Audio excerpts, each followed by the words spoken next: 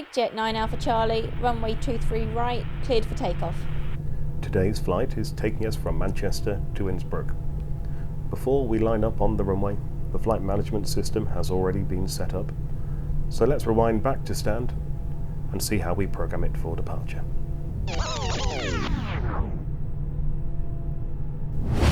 We carry out a flow using the mnemonic DIFSRIP to ensure consistency and to ensure nothing is missed. Data, INIT, flight plan, secondary plan, RAD NAV, INIT, and performance.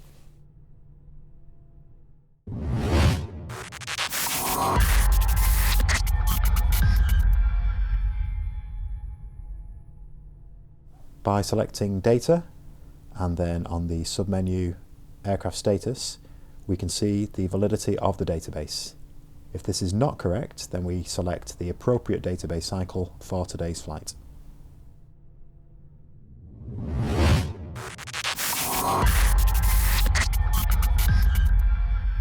On the INIT page, we start with the 4-letter ICAO codes from our flight plan for the departure and destination airports, Manchester and Innsbruck. For those of you following on a flight sim at home, it is often easiest just to Google these. We then insert our alternate airfield using the left-hand line select key. For no particular reason, we chose LOWS, Salzburg, but something else nearby like Munich, EDDM, would also be suitable for a great night out. Then we insert the flight number from the flight plan. This relates to the call sign and may not necessarily be the same as the scheduled flight number. The cost index is entered below this. Broadly speaking, a low number represents fuel savings and a longer flight time, whilst larger numbers result in less flight time but with greater fuel burn. Lastly, we enter our expected cruise flight level along with the expected outside air temperature if desired. The IRS INIT page can be accessed from here via the prompt on the right hand side to check the alignment, latitude and longitude. And with that, the first INIT page is complete.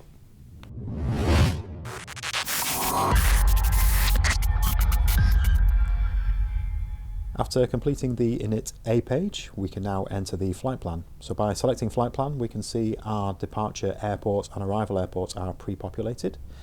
And with line select keys over the departure airport, we can select the departure runway and appropriate standard instrument departure. So today we can see the Listo 2 Romeo off runway 23 right. The Listo 2 Romeo departure ends at point Listo. So from that point Listo, we now need to continue to build the route. We do this by pressing the line select key to the left of Listo. And there we can see the Airways prompt. And by pressing Airways, we can now build the appropriate Airways routing.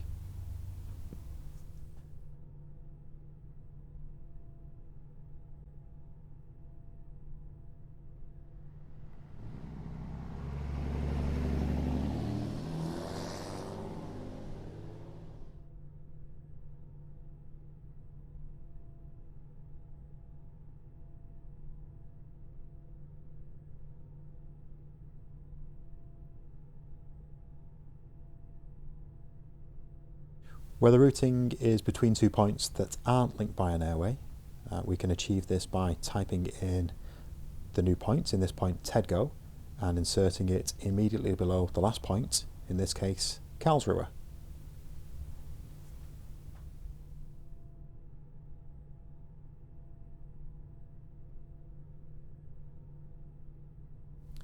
To insert the appropriate arrival, runway and star, we line select key on the lower left, 6 left, at the arrival airport. We can then select the appropriate arrival runway, approach type, and the star in use. If there is a VIA, we can select this at this point also. It's important with the standard instrument departure and the standard arrival that all of the waypoints are appropriate, the tracks and distances between them are correct, and any altitude or speed constraints are correctly coded in the FMGC. The flight crew should also check that the overall route distance is similar to the computerized flight plan distance. This helps to capture any gross errors.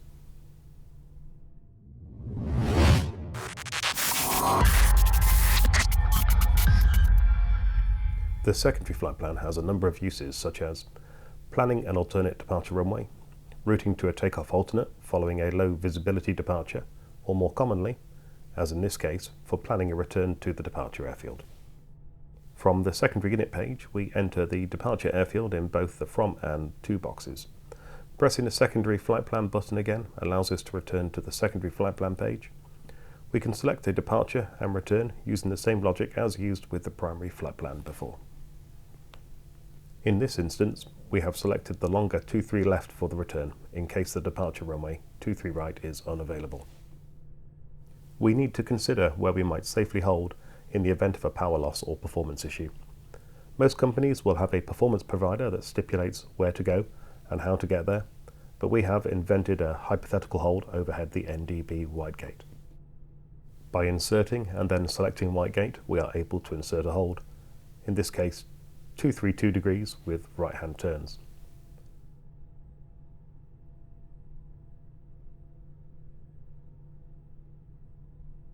For completeness, by entering the secondary performance page, we can insert the minima and weather for a prompt return.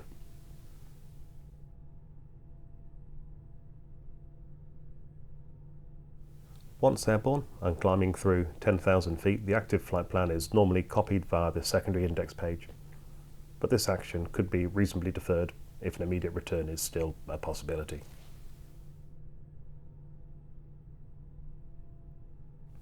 After a quick check through to confirm the routing, the secondary flight plan is now ready for action.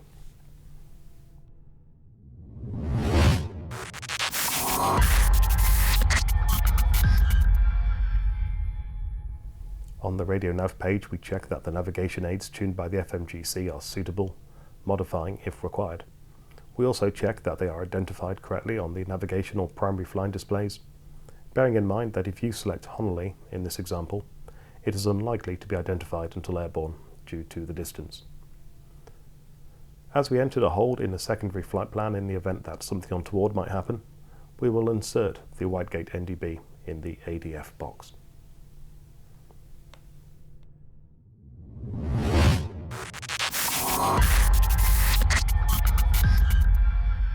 The INIT B page is accessed via the INIT page, and then via the next page or arrow button depending on the aircraft fit. Here we will enter more of our flight plan and load and balance data. Taxi fuel, our route reserve percentage, and the minimum destination fuel on board are entered from the flight plan.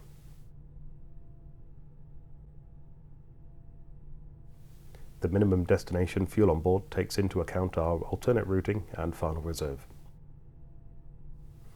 We can add the average wind component for the flight on the right, TL15 representing a tailwind of 15 knots. From our load sheet or performance tool, we can now enter the zero fuel weight and associated centre of gravity. Finally, the block fuel is entered. Note, waiting until now to enter the block fuel prevented the FMS from carrying out continuous computations whilst entering the flight plan earlier in the process.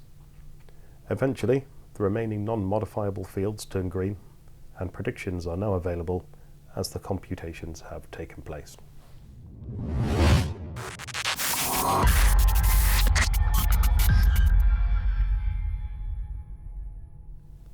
After completing the INIT B page, we now move on to performance. This is the time to insert all of the agreed performance figures that we have previously cross-checked with both pilots on the flight deck. We can see today's departure is runway 23 right. We're now inserting the agreed takeoff shift and the V speeds, V1, V rotate and V2. At this point we can check or change the thrust reduction and acceleration altitudes. These can be company specific and depend on noise abatement departure profiles. Today we're using 1,000 feet above aerodrome level for both. The thrust reduction altitude is the point at which we will see the lever climb annotated on our flight mode annunciator, which reminds us to bring the thrust levers back to the climb gate, gaining climb thrust. At acceleration altitude, we will see a change in modes and the aircraft accelerate.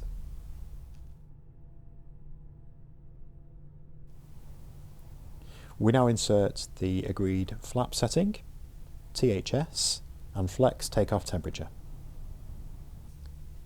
With the performance page complete, once the pilot monitoring has checked all the data entered by the pilot flying, the FMS setup is now complete.